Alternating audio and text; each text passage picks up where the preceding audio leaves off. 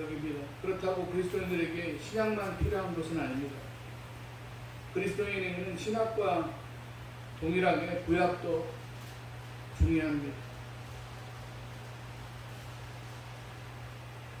옛날에 제가 신학교 다닐 때 어떤 조직신학 교수가 이런 말을 한 적이 기억이 납니다. 신학의 안경을 끼고 구약 성경을 보고 또 예수 그리스도의 그 눈으로 모든 성경을 보아야 한다고 하는 그런 얘기를 한 적이 있습니다. 그리스도인들에게는 성경을 볼 때는 해석이 필요한 부분이 들어있는데 오늘 우리가 보는 히브리서는 구약에 대한 해설서 같은 역할을 합니다. 전반적으로 구약에 나타난 이야기를 기반으로 하여서 말씀하고 있기 때문입니다. 오늘 본문에서도 이스라엘 백성들이 광야에서 넘어진 사건들에 대해서 하나님을 경노하시게 하던 자들, 광야에서 엎드려진 범죄자들, 순종하지 아니한 자들이라는 표현으로 해석을 하고 있습니다. 히브리서 저자가 구약에 관심이 많아서 특별하게 히브리서를 기록한 것이 아니라 서신을 보게 된 당시에 그리스도인들에게 관심이 있었기 때문입니다. 당시에 일어나는 그런 일들이 구약에서 일어나는 일들과 같다는 것을 이제 말씀하기 위해서 히브리서를 쓴 것입니다. 그렇다면 당시의 상황이 구약과 다르지 않다는 것은 지금도 역시 다르지 않다고 적용할 수 있습니다. 시대만 다를 뿐이지 하나님 앞에 제대로 서지 못하고 하나님을 화나게 하는 일은 여전히 본질적으로 동일하기 때문입니다. 이렇게 하나님을 경노하게 하던 그런 광야에서의 이스라엘 백성들의 모습에 대해서 19절에 그들이 믿지 아니함으로 능히 가나안에 들어가지 못했다라고 말씀하고 있습니다. 그러니까 관건은 바로 믿음에 있다는 것입니다.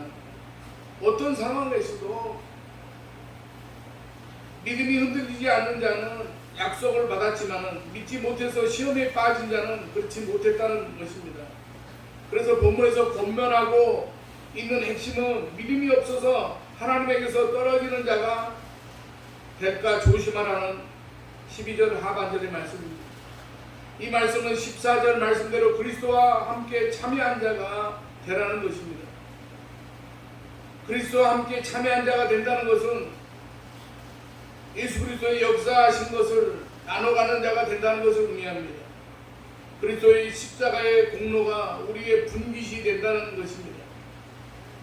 그것이 바로 믿음으로 이루어진다는 것입니다. 사랑하는 여러분, 그렇다면 예수 그리스도와 함께 참여하는 자가 되기 위하여 우리는 어떤 것들에 관심을 가져야만 하겠습니까? 첫째로 우리는 오늘에 관심을 가져야 됩니다. 구약의 사건들은 히브리서가 쓰여진 초기교회 시대에도 의미가 있다고 했습니다. 그리고 구약의 사건과 히브리서의 기록은 역시 지금 우리에게 의미가 있다고 했습니다. 이 의미를 본문에서 오늘이라는 단어로 드러내고 있습니다. 13절을 보면 오직 오늘이라 일컫는 동안에 라는 말씀으로 나옵니다. 같은 절 내일이라는 단어 역시 오늘을 현재형으로 강조하고 있는 것입니다. 15절에서 오늘날 너희가 그의 음성을 듣고 들으라는 말로 또다시 나옵니다. 구약에 일어났던 일은 역시 히브리서가 쓰일 당대에서 일어났고 그래서 현재도 그 일이 일어나기 때문에 오늘이라고 강조하고 있는 것입니다. 13절에서 오늘이라 일컫는 동안이라는 말이 핵심입니다. 우리는 언제 오늘이라고 말합니까? 매일 오늘이라고 말합니다.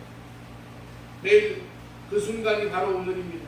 그래서 어제 오늘이라고 했던 순간은 지금으로는 과거일지 몰라도 그 말하는 순간은 항상 현재였습니다. 지금도 오늘이라고 말하는 이 순간은 바로 현재입니다. 그렇게 오늘이라 일컫는 동안이라는 것은 매일 현재 순간 자체를 말합니다. 오늘이라는 말은 현재 이제 살아가는 모든 시간을 의미하기 때문입니다. 이게 믿음의 특성입니다. 사랑하시 여러분, 우리의 믿음의 시작은 과거형입니다. 얼마 전 믿음을 갖기 시작한 사람부터 모태신앙까지 모든 믿음의 시작은 과거입니다. 그런데 믿음을 이야기할 때 과거를 이야기하는 것은 별로 유익하지 않습니다. 과거에 얼마나 요란하게 믿었든지 현재 믿고 있는 상태가 아니라면 아무 소용이 없습니다. 신앙생활에 대해서 과거형을 말하는 사람 치고 현재를 살아가는 매일의 삶에서 제대로 믿는 사람을 본 적이 없습니다. 과거에는 잘 믿었던 것 같습니다. 그런데 현재는 그렇지 않습니다. 그렇다면 결론은 이미 19절 말씀에 나와 있습니다. 이를 보건대 그들이 믿지 아니함으로 능히 들어가지 못한 것이라. 아무리 과거에 화려한 믿음의 모습이 있었다고 할지라도 지금 그 모습이 유지되고 있지 않으면 믿음과는 아무런 관련이 없다는 그런 말씀입니다. 그럼 미래형으로 다짐하는 건 어떻겠습니까? 여러 번 이야기합니다만 내가 이 문제만 해결되면 앞으로 교회 나갈 겁니다 라고 이야기한 사람 중에 교회 나온 사람을 본 적이 없습니다. 아마 그 문제가 해결되지 않았나 봅니다. 아니면 내일 또 다른 그날의 문제가 있어서 그것을 해결하느라고 나오지 않았는지도 모르겠습니다. 따라서 지금 무언가 하지 않으면서 내일을 이야기하는 것은 내일도 하지 않겠다는 말과 다르지 않습니다. 믿음에 관해서 내일을 의논한다면 그 사람은 지금도 믿음이 없지만 내일은 더 믿음이 없는 사람이 됩니다. 그래서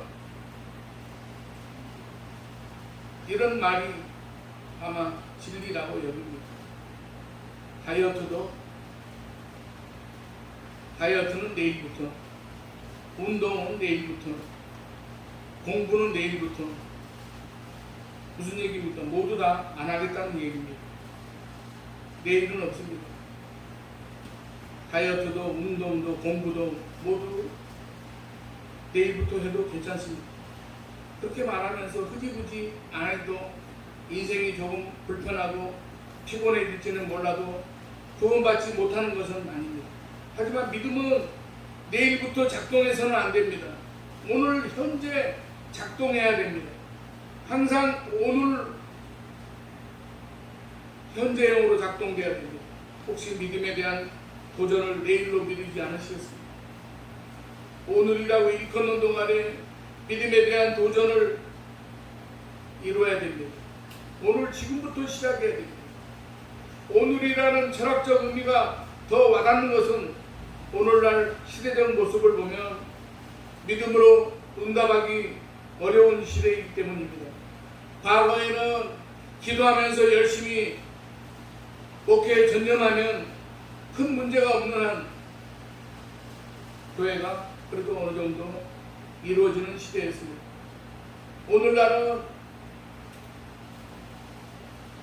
조그마한 그런 개척교회 같은 그런 교회들이 어느 순간 말없이 사라지는 시대입니다. 현대의 목회자들이 과거보다 준비를 덜해서 그렇겠습니까? 더 하는데 고생하다 사라지는 교회와 목사님들이 많습니다. 그만큼 어려운 시대입니다. 성도들의 삶으로 과거에는 기도하면서 열심히 노력하면 대단한 그런 결과는 몰라도 하나님의 축복을 받았다고 이야기할 정도의 성공을 만들어낼 수가 있었습니다. 오늘날은 젊은 사람들에게 아프니까 청춘이다라는 말을 할 수 없는 시대입니다. 청년들은 정말 힘듭니다. 이렇게 오늘이라는 시대적 모습은 믿음으로 굳게 서 나가기가 쉽지 않은 시대입니다. 이러할 때일수록 우리는 더욱 하나님을 바라보아야 한다는 차원에서 오늘이 중요합니다. 어려운 시대이기에 더욱 믿음에 깨어 있어야만 합니다. 그래야 우리의 믿음이 견고하게 세워지고 예수 그리스도와 함께 참여하는 거룩한 모습에서 우리들이 떨어지지 않을 줄로 믿습니다. 두 번째로 우리는 서로 권면하는 것에 관심을 가져야 됩니다. 예수 그리스도와 함께 참여하는 것이 오늘이라는 날에 깨어 있어야 하는 것이라면 이제는 예수 그리스도와 함께 참여하는 것을 공동체성으로 말씀드립니다. 13절 암에 이어서 나오는 내용인데 오직 오늘이라고 일컫는 동안에 무엇을 하라고 합니까? 피차 권면하라고 합니다. 여기서 우리는 믿음 생활과 피차 권면하는 것이 연결되어 있다는 것을 우리가 깨닫게 됩니다. 그동안 이 우리나라의 그런 교회들이 개인 구원에 초점이 맞춰져 있었습니다. 자신의 영혼 구원에 대해서 자신이 아닌 어느 누구에게 책임을 물을 수 없기에 개인적인 구원에 초점을 맞췄던 것은 맞습니다. 그러나 이런 개인 구원과 더불어서 우리는 믿음의 이 공동체성에 대해서도 동일한 무게로 생각을 해야만 합니다. 나 자신 개인만 잘 믿고 구원받는 것에 만족해서는 안 됩니다. 혼자서만 잘 믿으려고 해서는 어리석은 일입니다. 이제 믿음의 공동체성에 대해서 더 관심을 가져야만 합니다.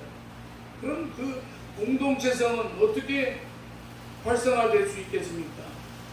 피차라는 말씀에서 힌트를 얻을 수 있습니다. 피차라는 말을 우리말로 바꾸면 서로라는 말입니다. 그리고 서로라는 말은 나 아닌 다른 누군가가 나에게 관심을 가질 때 실현됩니다. 나에게 집중된 관심에서 벗어나서 이젠 너에게 관심을 가져야 됩니다. 주일날 혼자 교회 나와서 예배하고 혼자 만족하면서 모래알처럼 각자 돌아가는 것은 너무나 몸이 건조한 일입니다. 적어도 나의 기도에 나 아닌 누군가가 포함되어 있어야 됩니다. 사랑하는 여러분, 우리가 이 교회의 본질이라는 것은 건물에 있는 것이 아닙니다. 아름다운 찬양도 파워풀한 설교도 아닙니다. 교회의 본질은 믿음의 사람들의 서로 교제에 있습니다. 그게 바로 코이노니아라고 하는 단어입니다. 이 코이노니아는 서로라는 말은 바로 이런 성도의 교제를 기반으로 하는 것입니다. 그러면 어떻게 이 코이노니아, 곧 서로 함께하는 일을 할 수 있겠습니까? 권면하라는 말에 그 힌트가 있습니다. 권면하라는 말을 영어로 풀어보면 의미가 확실해집니다. 권면하라는 말이 영어로는 explose라고 하는 단어인데 그 의미는 용기를 다 더하도록 하는 것입니다. 용기를 주는 것입니다. 하루는 예수님께서 마르다와 마리아 자매의 집을 방문하셨습니다. 마르다는 선생님이 자신의 집을 찾은 것이 너무 기뻐서 대접할 음식을 만드느라고 분주합니다. 그런데 마리아는 일하는 것은 관심이 없고 예수님의 발 아래에 앉아가지고 주님의 말씀 듣기를 즐거워했습니다. 자신은 바쁜데 마리아가 자신을 돕지 않자 마르다가 예수님에게 이야기합니다. 선생님, 마리아가 저를 돕지 않는 걸 보십시오. 마리아가 저를 도우라고 좀 말씀해 주세요. 이 이야기를 마르다와 마리아가 피차 주고받는 이야기로 재구성을 해보면 언니 마르다가 이야기합니다. 마리아야, 너는 내가 이렇게 분주하게 움직이는 것이 안 보이냐? 이거 좀 도와주고 선생님 말씀을 들으면 안 되겠니? 분명 서로 상호작용을 하고 있습니다. 그런데 용기를 주고 있습니까? 아니면 오히려 낙담시키고 있습니다. 사랑하시는 여러분, 제가 마르다와 마리아의 이야기를 꺼낸 이유가 있습니다. 우리가 격려한다고 하는 말이나 일이 용기를 북돋아 주는 것이 아니라 실상 상대방을 낙담시키는 경우가 많습니다. 그러면서 나는 격려한다고 생각을 합니다. 성도의 교제를 한다고 생각을 합니다. 격려하기 위하여 많은 말을 안 해도 됩니다. 그냥 인정해주고 웃어주기만 해도 될 때가 있습니다. 못하는 것을 짚어서 잘하도록 하는 것이 아니라 잘할 수 있다는 믿음을, 그리고 잘하고 있다는 인정을 해주는 것입니다. 사랑하시는 여러분, 칭찬은 고래도 춤추게 한다는 말이 있습니다. 격려는 상대가 갖고 있는 작은 것의 가치를 높이 봐주는 것입니다. 그러면 상대방은 용기를 얻게 됩니다. 우리가 예수 그리스도와 함께 참여하는 믿음은 어떻게 세워지겠습니까? 비난과 공격, 지적질하는 데 있지 않습니다. 자기 혼자만 잘하려고 다른 사람에게 신경을 끄는 것도 아니고 서로 보완하여주고 용기를 더하여 주는데 있다는 것을 잊지 마시기 바랍니다. 세 번째로, 우리는 마음이 완고해지지 않도록 하는 것에 관심을 가져야 됩니다. 믿음은 어디에 있는 어딜까요? 믿음은 바로 우리의 마음입니다. 그래서 히브리서 기자는 형제들아, 너희는 삼가 혹 너희 중에 누가 믿지 아니하는 악한 마음을 품고 살아계신 하나님에게서 떨어질까 조심할 것이야 라고 합니다. 그리고 오직 오늘이라 일컫는 동안에 매일 피차 권면하여 너희 중에 누구든지 죄의 유혹으로 완고하게 되지 않도록 하라고 13절에 말씀하고 있습니다. 여기서 완고하게 된다는 것은 마음이 완고해지는 것을 의미합니다. 15절을 보면 너희 마음을 완고하게 하지 말라고 합니다. 결국 믿음이 흔들리지 않고 온전하게 바로 서려면 마음을 잘 다스려야 됩니다. 우리 마음을 그냥 방치하면 완고해집니다. 왜냐하면 죄의 유혹이 항상 우리 주변에 도사리고 있기 때문입니다. 그러면 마음을 방치하지 않고 지키려면 어떻게 해야 되겠습니까? 잠언 4장 23절을 보면 이렇게 말씀하고 있습니다. 모든 지킬 만한 것 중에 더욱 내 마음을 지키라. 생명의 근원이 이에서 남이니라. 마음을 지키라는 이 말씀을 이해하기 위해서 그 앞부분을 보면 내 아들아 내 말에 주의하여 내가 말하는 것에 내 귀를 기울이라 라고 말씀하고 있습니다. 그리고 그것 곧 내 말을 내 눈에서 떠나게 말며 내 마음속에 지키라 라고 말씀하고 있습니다. 따라서 마음을 지키는 것은 바로 하나님의 말씀을 가까이 하는 것이라는 말씀입니다. 또한 시편 기자는 시편 108편 1절에 하나님이여 내 마음을 청하였사오니 내가 노래하며 나의 마음을 다하여 찬양하리로다라고 고백합니다. 그러니까 마음을 지키는 것은 바로 마음을 정하여 찬양하는 것이라고 할 수 있습니다. 하나님을 찬양하면 하나님의 영광과 하나님의 구원 그리고 하나님께 받은 은혜에 대해서 고백하게 됩니다. 따라서 이런 고백을 하는 것이 마음이 완화가게 되지 않는 것입니다. 예수님께서 공생의 마지막에 제자들과 기도하러 산에 오르셨습니다. 거기서 주님은 내 마음이 매우 고민하여 죽게 되었으니 너희는 여기 머물러 나와 함께 깨어 있으라 라고 말씀하셨습니다. 주님은 마음이 괴로워지자 기도하셨습니다. 그리고 제자들에게 자신을 위하여 기도해 달라는 의미에서 나와 함께 깨어 있으라고 말씀하셨습니다. 그런데 제자들이 어떻게 했습니까? 깨어서 기도하기는커녕 한결같이 모두 이제 졸기에 바쁩니다. 이를 본 주님께서 말씀하셨습니다. 마태복음 26장 41절에 시험에 들지 않게 깨어 기도하라. 마음에는 원이로되 육신이 약하도다. 사랑하는 여러분, 우리 마음은 깨어있기를 원하지만 육신이 약합니다. 그래서 시험에 들지 않게 깨어 기도하라고 하시는 것입니다. 주님은 마음이 괴로울 때 기도하셨고 함께 기도해달라고 부탁하셨고, 마음은 원하지만 육신이 약하기에 시험에 들지 않게 깨어 기도하라고 하셨습니다. 그러니까 기도하는 것이 우리의 마음을 지키는 것입니다. 따라서 마음이 완악해지지 않도록 하는 것은 말씀과 찬양과 기도를 쉬지 않고 하는 것입니다. 우리의 믿음의 장소인 마음은 다른 곳으로 견고하게 세워진 것이 아닙니다. 말씀을 들을 때 믿음이 마음에서 더 확실해집니다. 찬양할 때 마음이 하나님 앞에 더 견고하게 세워집니다. 그리고 깨어서 기도할 때 우리의 연약함을 이기고 마음을 지키는 것입니다.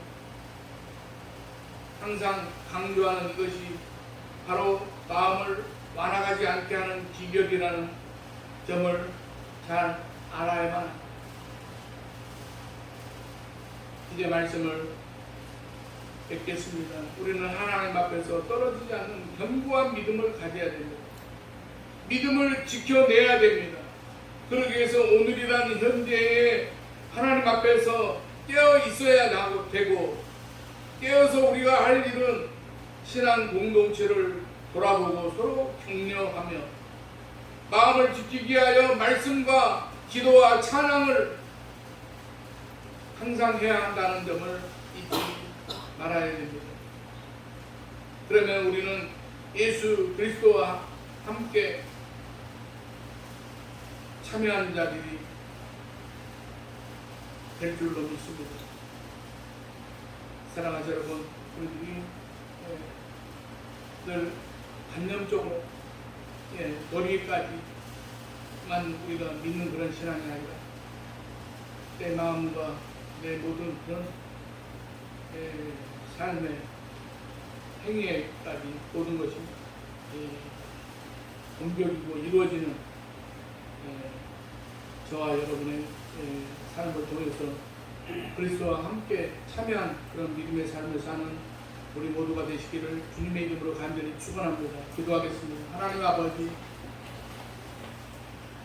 우리들이 이 땅에서 사는다는 것은 얼마나 세상 가운데서 원수 마귀가 우리를 삼킬 자를 찾는 그런 세상 가운데서 하나님 아버지, 참으로 우리가 견고한 믿음을 가질 수 있도록, 견고한 믿음을 지킬 수 있도록 도와주시옵소서. 그러기 위해서 우리가 하나님 앞에서 늘 깨어서 기도하고, 하나님 아버지, 우리가 우리 신앙 공동체를 서로 돌아보고 서로 격려하며 마음을 지키기 위하여 말씀과 기도와 찬양을 통해서 하나님 아버지, 우리들의 마음을 항상 다스리며 하나님 아버지, 우리들이 모든 삶의 모든 행위를 통해서 내 뜻대로가 아니라 하나님의 뜻 가운데 우리들의 삶을 인도함을 받는 저희들의 모습이 되게 하여 주시옵소서. 예수님의 이름으로 기도드리옵나이다. 아멘. 찬송가 428장 찬송.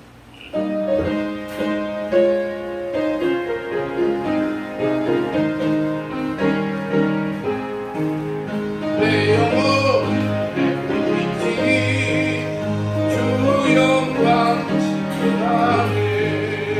이 세상 어떤 일보다 이미 더 빛나네. 주의 영광 빛나네. 저 주시옵소서.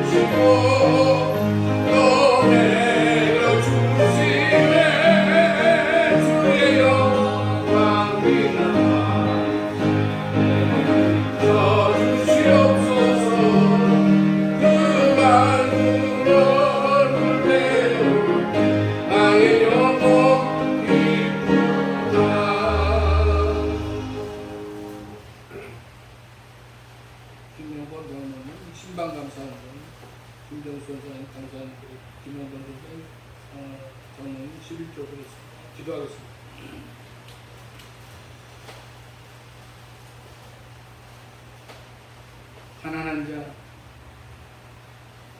눌린 자들의 기도를 외면하지 않고 들어주시는 하나님 아버지, 저희의 가정을 축복하사 일용할 양식을 주시고 기도할 때마다 응답하여 주심을 감사드립니다. 메마른 광야에 강을 내시며 서로의 삶에 세일을 행하시는 은혜를 감사드리며 11절을 드립니다. 자족하는 은혜로 사랑이 넘치는 가정이 되게 하시고 헌신과 봉사에도 앞장서며 사회에서 생업을 위해 일할 때도 남보다 한 발 앞설 수 있는 지혜를 주시옵소서. 범사에 감사하는 마음을 애물에 담아 감사헌금을 드립니다. 하나님 아버지, 감사헌금을 드린 손길이 하나님께서 축복하시고 하나님 아버지 모든 또 이제 기업에도 하나님께서 복내를 주시어서 하나님 아버지 좋은 그런 이제 사람들과의 또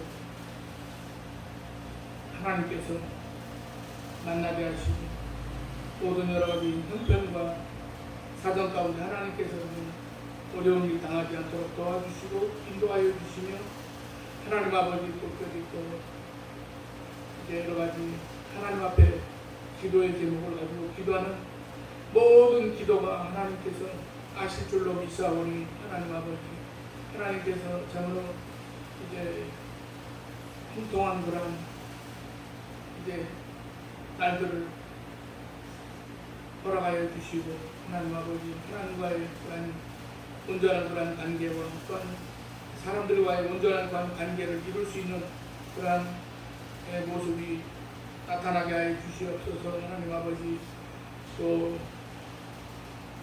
주일헌금을 드린 손길들과 또 여러 가지로 하나님 앞에 봉헌한 손길들의 감사의 향기가 어두운 마음에 생기를 주는 치유의 향기가 되기를 원합니다. 한 사람의 감사가 100사람의 불평을 반상하게 하옵소서. 모든 사람이 감사 속에 숨겨진 하늘의 보화를 발견하기를 원합니다.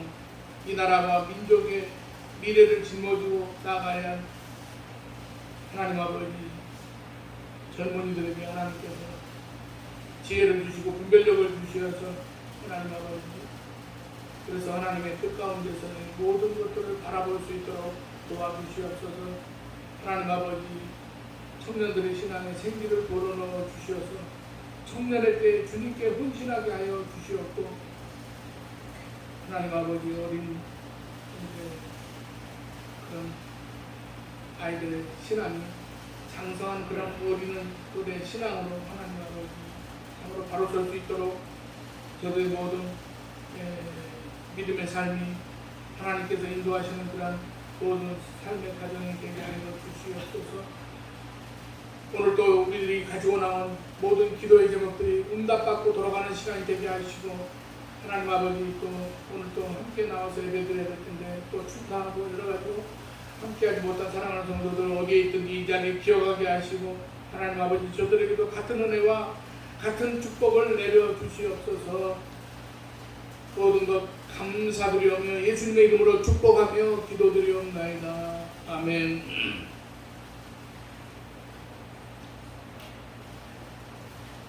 특별히 광고 드릴 말씀이 없습니다.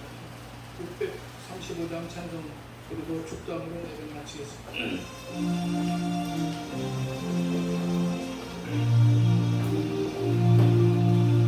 아멘.